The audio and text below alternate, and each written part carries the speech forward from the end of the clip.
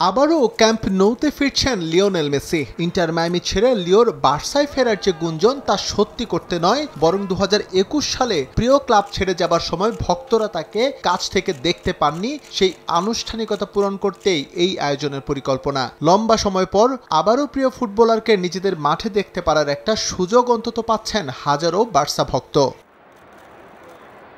এই আয়োজনে সেদিনের মতো হয়তো আবেগঘন পরিস্থিতি তৈরি হবে না, তবে মেসি হয়তো আবারও ফিরে যাবেন 4 বছর আগে। মনের গহীন কোণে একটা শূন্যতা ঠিকই ছুঁয়ে যাবে তাকে, নিজের ঘরে অতিথি হয়ে ফেরার শূন্যতা। সম্পর্কের সুতোটা যে আরও ঠুনকো হয়ে গেছে এই 4 বছরে, অথচ এই ঘর কখনোই ছাড়তে চাননি লিও, পরিস্থিতি তাকে ছাড়িয়ে নিয়েছে।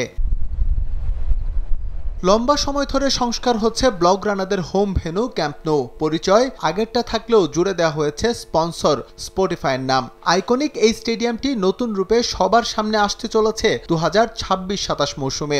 এখনও হাতে বাকি বছর খানিকের বেশি সময়, কিন্তু পরিকল্পনা শুরু হয়ে গেছে এখন থেকেই। কারণ ইতিহাসের সেরা ফুটবলারকে সম্মানিত করতে কোনো কার্পণ্যই করতে চায় না বার্সেলোনা। আসলে লিওনেল মেসিকে কেন্দ্র করে স্পটিফাই ক্যাম্প নূর উদ্বোধনের পরিকল্পনা করছে বার্সা। এই অনুষ্ঠানে লিওনেল মেসিকে সম্মান জানানোই প্রধান পরিকল্পনা বার্সা কর্তৃপক্ষের। এছাড়াও থাকবে আরও বেশ কিছু চমক, কিন্তু সেসব কি তা এখনই প্রকাশ করতে চায় না ক্লাব ম্যানেজমেন্ট। আনুষ্ঠানিক উদ্বোধনের আগে ক্যাম্প নূতে একটা পরীক্ষা চালাতে চায় বার্সেলোনা। চলতি মৌসুমের ওয়ান গাম্পার ট্রফি আয়োজিত হতে পারে এখানে, তবে তা সীমিত পরিসরে। পুরো সংস্কার প্রক্রিয়া শেষে স্টেডিয়ামটির দর্শক ধারণ ক্ষমতা হবে 1,05,000, কিন্তু ওয়ান গাম্পার ট্রফির ম্যাচ দেখতে পারবেন শুধুমাত্র 30,000 দর্শক।